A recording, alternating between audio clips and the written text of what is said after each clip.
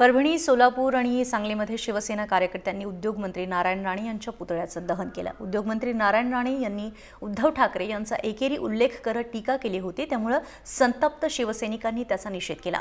परभणीतल्या पाक चौकामध्ये पुतळ्याचं दहन करण्यात आलं, तसंच सांगलीतही शिवसैनिकांनी राणे यांच्या पुतळ्याचं दहन केलं।